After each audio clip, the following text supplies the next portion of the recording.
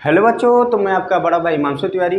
तो आज हम सॉल्युबिलिटी टॉपिक के बारे में जानेंगे। ठीक है, तो सॉल्युबिलिटी होता क्या है? सॉल्यूट की वह अधिकतम से अधिकतम मात्रा जो सॉल्वेंट में घुल सके। सॉल्यूट की वह अधिकतम से अधिकतम मात्रा जो सॉल्वेंट में घुल सके एक स्पेसिफाइड टेम्परेचर पे या एक स्पेसिफाइड प्रेशर पे, उसी को क्या बोलते हैं? सॉल्युबिलिटी। तो कैसे डिफाइन करोगे? The maximum amount of solute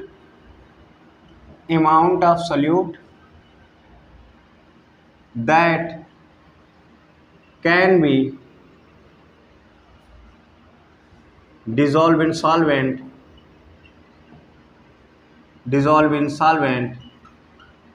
at specified temperature and pressure। ठीक है।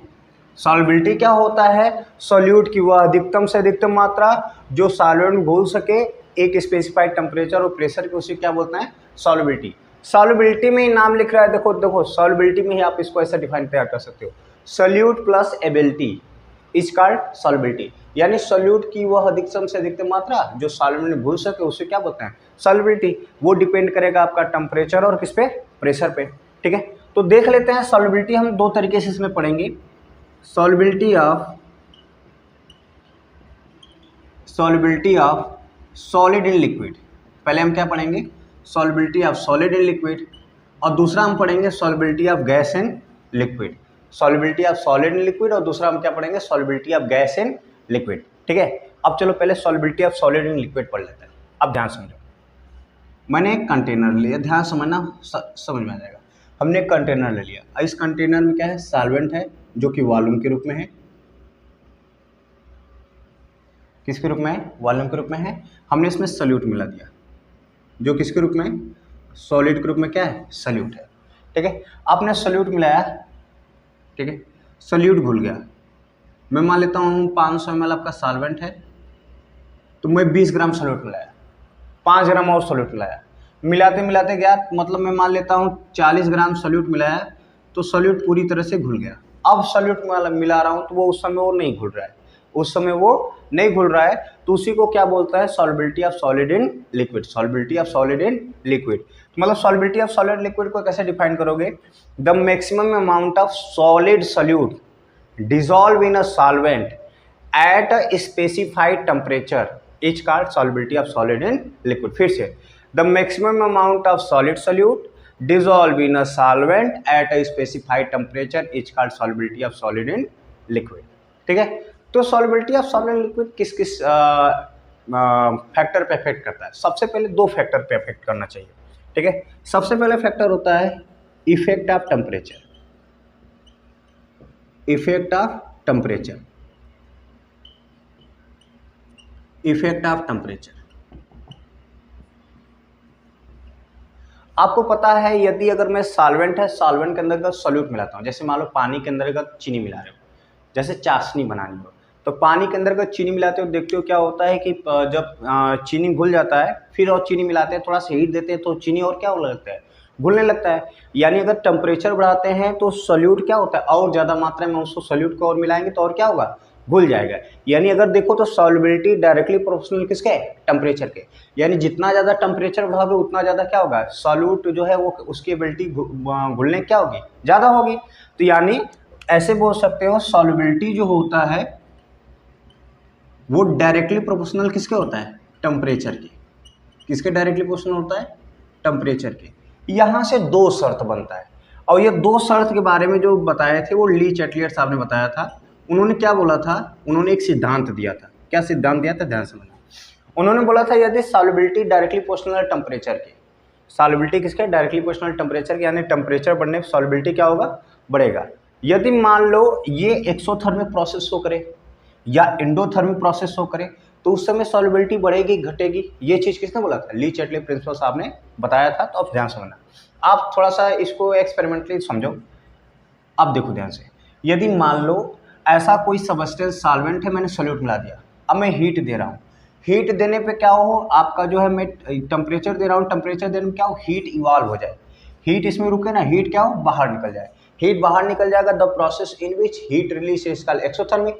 यानी यदि हीट बाहर निकल जा रहा है तो वो कौन सा प्रोसेस है, एक्सोथर्मिक प्रोसेस है।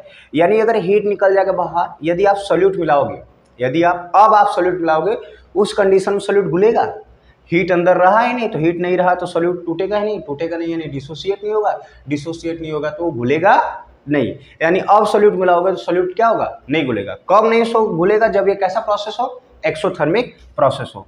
यानी जब ये एक्सोथर्मिक की कंडीशन में आया, एक्सोथर्मिक की कंडीशन में आया, तो उस कंडीशन में आपका हुआ क्या, यदि आपने सॉल्यूट को में टेम्परेचर दिया, सॉल्यूट और सॉल्वेंट मिलाया,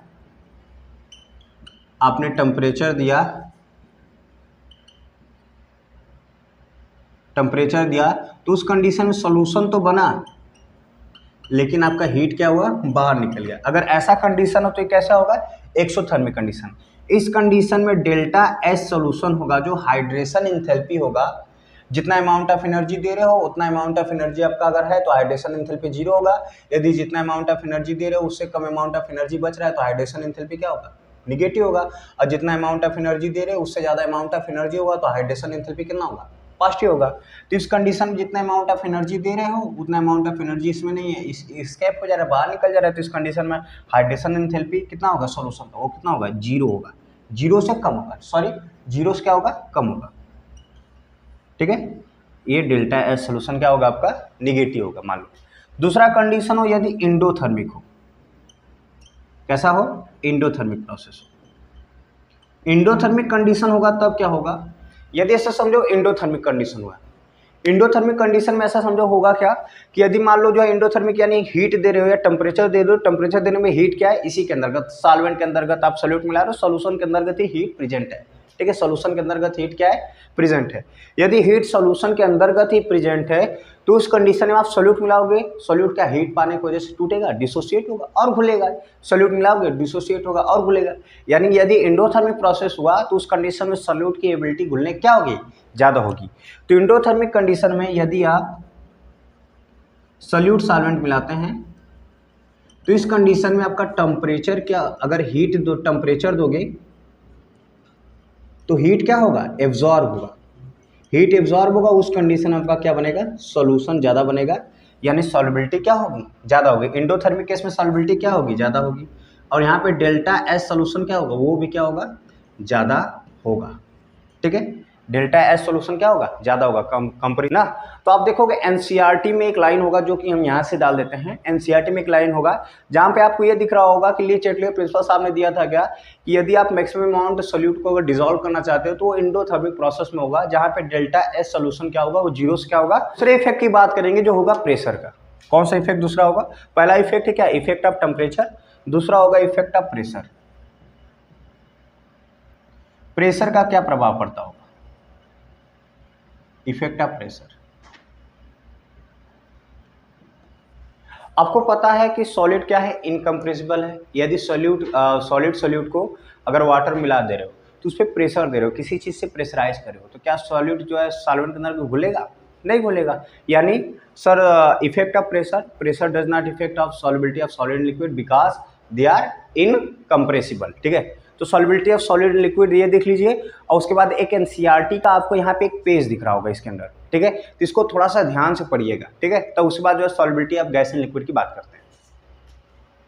तो maximum amount of solid solute dissolve in solvent, अगर सॉलिड सोल्यूट मैक्सिमम अमाउंट में डिजॉल्व हो रहा है किसके अंतर्गत, सॉल्वेंट के अंतर्गत, तो कंसंट्रेशन का स्ट्रेंथ क्या हो रहा है, बढ़ रहा है। तो इसको कैसे डिफाइन करोगे दिस सॉल्यूशन को, when a solid solute when a solid solute is added to a solvent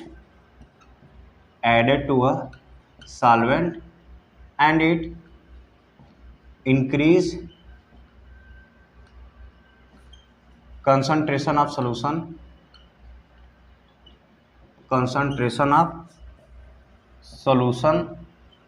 is called dissolution। ठीक है, इसी के अंतर्गत एक और टॉपिक बनता है जो होगा क्या, क्रिस्टलाइजेशन।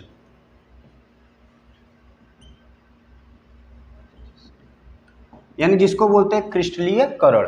जिसको क्रिस्टलाइजेशन क्या बोलते हैं, क्रिस्टलीयकरण। क्रिस्टलाइजेशन को आप कैसे डिफाइन करोगे, यदि ऐसा समझो कि सॉलिड सॉल्यूट आपने सॉल्वेंट के अंतर्गत मिला दिया तो कुछ सॉलिड सॉल्यूट घुल जाएंगे और कुछ सॉलिड सॉल्यूट सॉल्वेंट के साथ क्या हो जाएंगे, कोलाइड हो जाएंगे। कोलाइड हो जाएंगे यानी जो है वो घुलेंगे नहीं, तो हम उसी को सेपरेट कर देंगे, उसी प्रोसेस को क्या बोलते हैं, क्रिस्टलाइजेशन। यानी when a solid solute is added to solvent, some solid solute is dissolved with solvent and some solid solute collide with solvent and separated out it is called crystallization। ठीक है, define समझ में आया। यानी sir solute को solvent मिलाते हैं तो कुछ सॉलिड सॉल्यूट सॉल्वेंट के अंदर घुल जाता है और कुछ सॉलिड सॉल्यूट सॉल्वेंट के अंदर नहीं घुलता है, वो कोलाइड हो जाता है। वो कोलाइड पार्ट को अगर हम बाहर निकाल दें तो उसी प्रोसेस क्या बोलते हैं, क्रिस्टलाइजेशन बोलते हैं। ठीक है, जो सॉल्युबिलिटी है वो क्या है, दूसरा हमारा solubility of gas in liquid, solubility of gas in liquid, यानी गैस की वह अधिकतम से अधिकतम मात्रा जो लिक्विड यानी सॉल्वेंट के अंतर्गत घुल सके, लिक्विड सॉल्वेंट के अंतर्गत, उसी का बोलेगा solubility of gas in liquid. ठीक है, अब ये कैसे होगा, किस तरीके से होगा, इसको देखो ध्यान से। जैसे मान लो मैंने एक कंटेनर ले लिया, हमने क्या किया, यहाँ पे सॉल्वेंट ले लिया और यहाँ पे गैस के पार्टिकल्स ले लिए। ठीक है, गैस के पार्टिकल्स ले लिए और ऊपर हमने क्या लगा दिया, पिस्टन लगा दिया। ठीक है, क्या लगा दिया, पिस्टन। ये सॉल्वेंट है, हमने यहाँ पे गैस के रूप में आपका सॉल्यूट ले लिया है। अब हम क्या लगा रहे हैं, पिस्टन ऊपर लगा दिए हैं। पिस्टन लगाने पे अब ऊपर से हम क्या लगा रहे हैं, प्रेशर लगा रहे हैं। जब हम प्रेशर लगा रहे हैं ऊपर से, तो प्रेशर लगाने पे क्या होगा, धीरे धीरे गैस के पार्टिकल किसमें घुलने लगेंगे, आपके धीरे धीरे गैस के पार्टिकल आपका किसके घुलने लगेंगे, लिक्विड के अंदर। धीरे धीरे लिक्विड के अंतर्गत घुलने लगेंगे, उसे क्या बोलेंगे, solubility of gas in liquid. यानी जितना अमाउंट में आपका gas, solubility of gas in liquid वो बहुत ज़्यादा इफेक्ट करता है किससे, प्रेशर से। जितना ज़्यादा आप प्रेशर लगाओगे गैस के उतनी मॉलिक्यूल्स आपके किसमें घुलेंगे, लिक्विड या सॉल्वेंट के अंतर्गत घुलेंगे। ठीक है, तो चलो देखते हैं इसके बारे में। यानी अगर हम देखा जाए तो solubility of gas in liquid,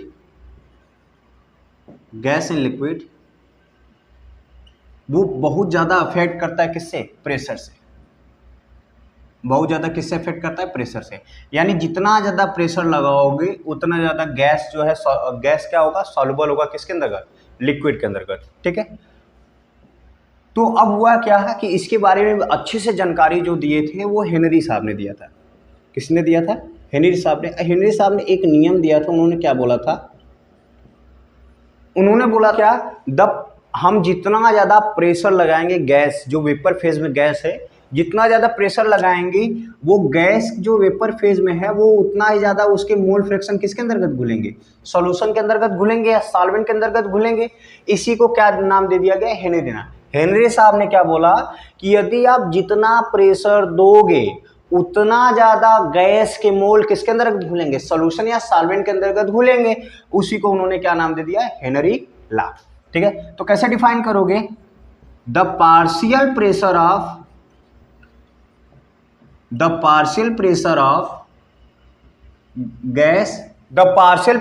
gas in vapour phase is directly proportional to the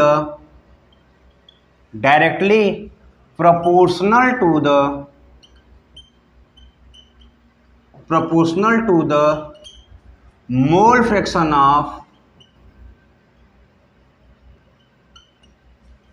fraction of gas in the solution. यानी हेनरी लॉ क्या कर रहा है, हेनरी साहब का ये कहना था कि जितना ज़्यादा आप गैस पे प्रेशर लगाओगे उतना ज़्यादा गैस के मोल फ्रैक्शन आपके किसके अंदर घुलेंगे, सॉल्यूशन के अंतर्गत घुलेंगे। उसी को उन्होंने क्या नाम दे दिया, हेनरी लॉ। ठीक है, अब देखो हेनरी लॉ को मैथमेटिकली अगर रिप्रेजेंट करना हो तो क्या होगा, सर जितना ज़्यादा प्रेशर लगाएंगे उतना ज़्यादा मोल फ्रैक्शन किसका, गैस का किसके अंदर घुलेगा, लिक्विड के अंतर्गत क्या होगा, घुलेगा।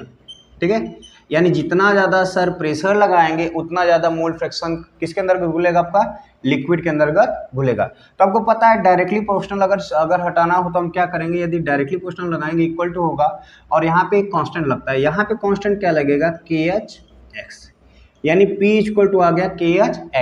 अब ये KH क्या है, ये KH है हेनरी कांस्टेंट, हेनरी का नियतांक, हेनरी का क्या है नियतांक, यानी प्रेशर बढ़ाने पे सॉल्युबिलिटी क्या होगा बढ़ेगा। ठीक है, थोड़ा सा और कुछ जानते हैं, क्या जानते हैं, ये P क्या है, ये प्रेशर जो आपने लगाया है अप्लाइड ऑन गैस पे, गैस जो सोल्यूट है गैस फेज है उस पे आपने जो P है वो प्रेशर है। X क्या है, ये जो गैस के मोल्स हैं जो सॉल्वेंट के अंदर घुलने वो क्या है X है, और KH क्या है हेनरी कांस्टेंट। तो अगर मैं ये मल्टीप्लाई X है तो इधर क्या होगा डिवाइड, यानी P upon X equal to होगा क्या KH।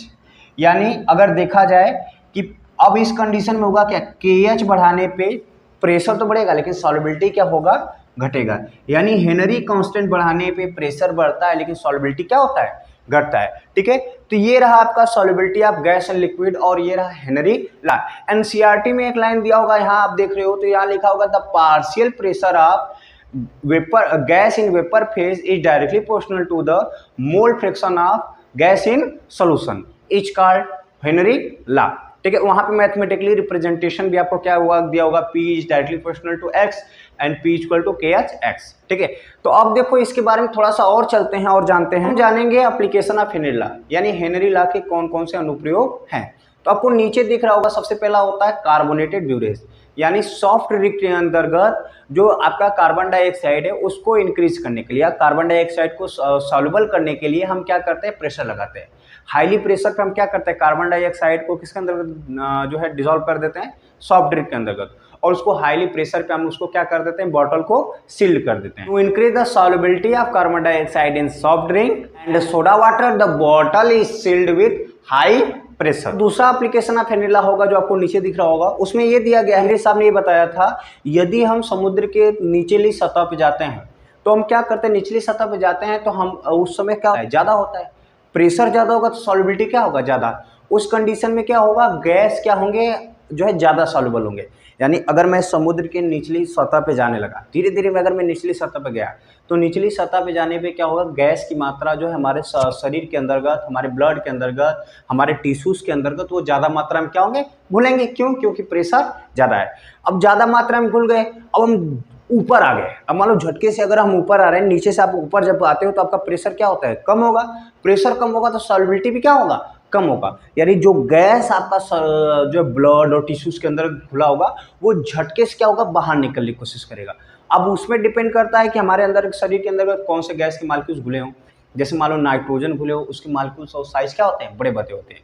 तो अब होता क्या है कि अंतर्गत जाएंगे तो प्रेशर क्या होगा ज़्यादा होगा तो सॉल्युबिलिटी ऑफ क्या हो, solubility of gas and liquid भी क्या होगा ज़्यादा होगा।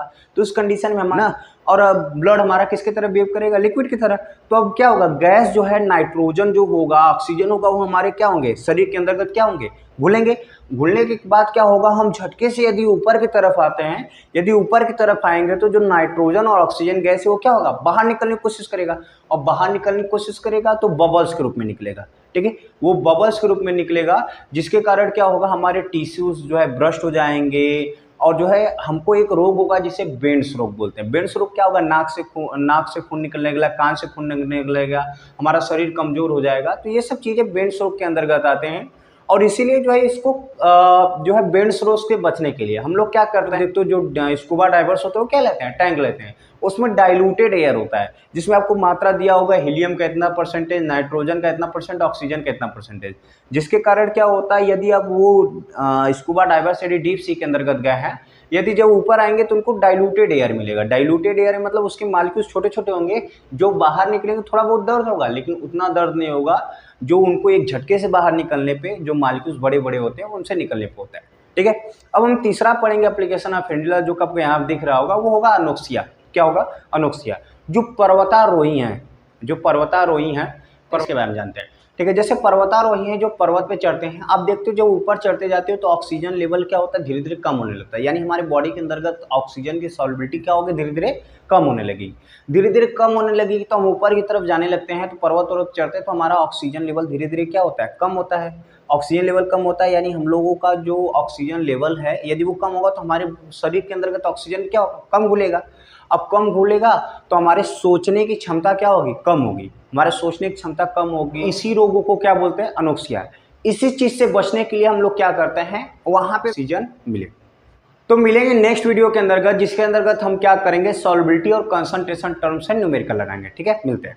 तो अगले क्वेश्चन की तरफ चलते हैं। इसमें दिया है nitrogen gas is bubble through water at 293 kelvin, how many millimoles of nitrogen gas would dissolve in 1 litre of water.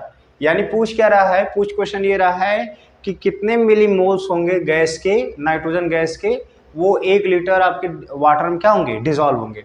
Assume that nitrogen exerts a partial pressure, यानी नाइट्रोजन पे जो पार्शियल प्रेशर दिया गया है of 0.987 bar, given that the Henry law constant nitrogen at 293 kelvin is 76.48 kilo bar.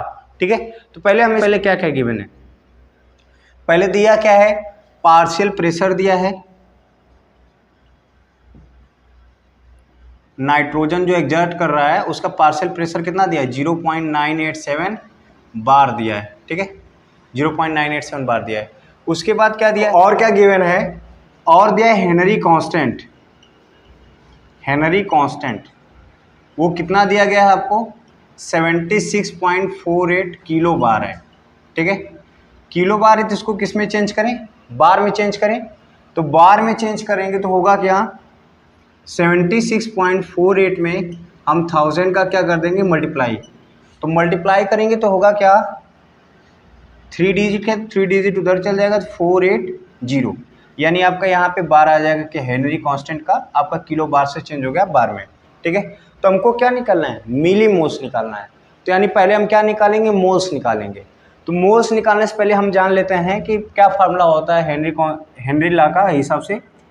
P equal to होता है KH/x, P equal to KH/x।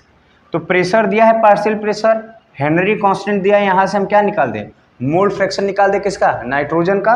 तो हम आसानी से मोल्स निकाल सकते हैं। पहले क्वेश्चन को समझो, क्वेश्चन में क्या गिवन है, उसके बाद क्वेश्चन में जो गिवन है उसको लिखो, फिर कौन सा फार्मूला यूज करोगे वो करो, फिर इस बार जो है सॉल्व करो। ठीक है, देखो अब यहाँ से क्या होगा, आप मोल फ्रैक्शन निकालोगे तो होगा क्या, P/KH। प्रेशर कितना है, 0.987 बार है। ठीक है, अपान, और आपने कितना निकाला, जो है हेनरी कांस्टेंट कितना निकाला, 76480। ठीक है, ये भी किस में है, बार में है। अब देखेंगे होगा क्या बार बार कट गया। अब ये 3 डिजिट डेसिमल है तो 1000 का ऊपर नीचे क्या कर दें, मल्टीप्लाई कर दें। होगा क्या, ये तो आपका जो है डेसिमल हट जाएगा, यानी 987 अपान 10 के पावर 3। ठीक है, तो ये ऊपर जाएगा तो 10 के पावर 3 क्या आएगा, तो 10 के पावर 3 ऊपर जाएगा, 10 के पावर -3। अब क्या क्या है, 987 है अपान है 76480। ठीक है, अब इसको डिवाइड करते हैं, तो डिवाइड करोगे तो होगा क्या, इस 10 को ऊपर भेज दो, तो यानी 987 अपान 7648 ले लो, और यहाँ हो जाएगा 10 की पावर -4। अब इसको डिवाइड करते तो होगा क्या, 0.129 अप्रॉक्स आएगा इंटू 10 की पावर -4। जब भी वैल्यू लेते हैं एक डिजिट के डेसिमल पे लेते हैं, तो अब इसको एक डिजिट करना होगा तो 10 का मल्टीप्लाई ऊपर और 10 का डिवाइड नीचे कर दोगे, तो होगा क्या, x इक्वल टू आएगा 1.29 इंटू 10 की पावर -5। ठीक है, आपका जो है मोल फ्रैक्शन कितना आया, आपका जो है नाइट्रोजन का 1.29 इंटू 10 की पावर -5। अब मोल फ्रैक्शन आया तो आराम से मोल्स निकालते हो, यानी मोल फ्रैक्शन बराबर होगा क्या, moles of nitrogen upon moles of nitrogen plus moles of water. ठीक है, अब आपको पता है सॉल्यूशन के अंतर्गत नाइट्रोजन के मोल्स एकदम कम होंगी, तो उसको हम क्या मार दें, निगलेक्ट मार दें। यानी अगर देखा जाए तो मोल्स ऑफ वाटर बहुत ज़्यादा होगा मोल्स ऑफ नाइट्रोजन से, तो इसको हमने क्या कर दिया, नाइट्रोजन के मोल्स को हमने निगलेक्ट कर दिया। तो उस हिसाब से आएगा मोल फ्रैक्शन बराबर नाइट्रोजन के मोल्स अपान वाटर के मोल्स। ठीक है, तो वाटर के मोल्स, हम वाटर के मोल्स की बात करें तो ये कितने रिस्पेक्ट में बोला है, 1 litre of water. 1 litre of water यानी 1000 ग्राम लगभग अप्रॉक्स। तो 1000 ग्राम से हिसाब से तो मोल्स कितना आएगा वाटर का, 55.5 मोल आएगा। ठीक है, अब इसके बाद आगे सॉल्व करते हैं। तो आगे सॉल्व करेंगे तो होगा क्या, तो आपका जो है मोल फ्रैक्शन दिया है, मोल्स निकालना है किसका, नाइट्रोजन का। तो नाइट्रोजन के मोल्स बराबर होगा क्या, मोल फ्रैक्शन इनटू आपका मोल्स किसका, वाटर का। तो कितना होगा नाइट्रोजन का मोल्स, होगा क्या, आपने क्या निकाला मोल फ्रैक्शन 1.29 इंटू 10⁻⁻5 इंटू क्या हो जाएगा आपका जो वाटर कितना निकला 55.5, ठीक है। अब इसको क्या 7.16 इंटू 10⁻⁻4 आएगा, ठीक है। नाइट्रोजन के मोल्स कितने आएंगे 7.16 इंटू 10⁻⁴, नाइट्रोजन के आपके क्या आ गए मोल्स आ गए। और क्वेश्चन नाइट्रोजन के मिली मोल्स निकालना है, तो मिली मोल्स निकालने के लिए हम क्या करेंगे, इसको 1000 से मल्टीप्लाई कर देते हैं, ठीक है। तो होगा क्या 1000 से मल्टीप्लाई करेंगे तो होगा क्या, अगर मिली मोल्स निकालना है तो 7.16 इंटू 10 की पावर क्या हो जाएगा -1 है तो डेसिमल एक प्लस उधर हो जाएगा। तो नाइट्रोजन के जो मिली मोल्स आएंगे 0.716 आएंगे, यानी 1 लीटर वाटर में आपका कितने मिली मोल्स हैं नाइट्रोजन के 0.716, ठीक है। कंसंट्रेशन टॉपिक और सॉल्युबिलिटी टॉपिक से जो पिछले 5 वर्ष के इंपॉर्टेंट पीवाईक्यूज हैं उसके बारे में चर्चा करेंगे। तो सबसे पहला क्वेश्चन है define the following term molarity mole fraction, ठीक है। तो ये तो आपको आ रहा है कि मोलरिटी क्या होता है और इसका डिफिनीशन आप आराम से कर सकते हो और इसका फार्मूला भी लिख सकते हो जाएगा। दूसरा क्वेश्चन क्या बोल रहा है, calculate the molarity of 9.8% weight by wait solution, यानी जो सोल्यूशन है वो वेट बाई वेट है, यानी सॉल्वेंट भी वेट होगा और आपका सोल्यूट भी वेट होगा। तो इस हिसाब से सोल्यूशन भी किसमें होगा वेट में, ऑफ सल्फ्यूरिक एसिड, यानी H2SO4 का वेट बाई वेट कितना परसेंट सोल्यूशन 9.8%, यानी 9.8% यानी 100% यदि सोल्यूशन है तो 9.8% आपका क्या है सल्फ्यूरिक एसिड, यानी 9.8% यानी 9.8 ग्राम, तो 9.8 ग्राम क्या है सल्फ्यूरिक एसिड है। तो बचा 2 ग्राम क्या होगा वाटर होगा, ठीक है। If the density of solution is 1.202 gram millilitre inverse, molar mass sulphuric acid का दिया है तो आपको क्या निकालना है मोलरिटी निकालना है, ठीक है। नॉर्मली सुनो मोलरिटी बराबर क्या होता है moles of solute upon volume of solution in litre. तो पहले हमको क्या मोल्स ऑफ सोल्यूट आराम से आप निकाल सकते हो, 9.8% सल्फ्यूरिक एसिड है तो 9.8 अपॉन 98 हो जाएगा, तो मोल्स निकल जाएगा, सोल्यूट के मोल्स निकल गया यानी सल्फ्यूरिक एसिड का मोल्स निकल गया। अब आपको क्या चाहिए सोल्यूशन किसमें वॉल्यूम में, लेकिन यहाँ पे सोल्यूशन किसमें है वेट बाई वेट में, यानी सोल्यूशन किसमें है वेट में है। तो इसको वॉल्यूम में चेंज करने के लिए हमको एक चीज दिया डेंसिटी, तो हम जानते हैं डेंसिटी बराबर होता है mass of solution upon volume of solution. तो मास ऑफ सोल्यूशन कितना है 9.8%, यदि सोल्यूट है तो सॉल्वेंट कितना होगा 90.2, तो सोल्यूशन कितना होगा 100%, यानी अगर देखा जाए तो वॉल्यूम ऑफ सोल्यूशन बराबर होगा density into mass of solution.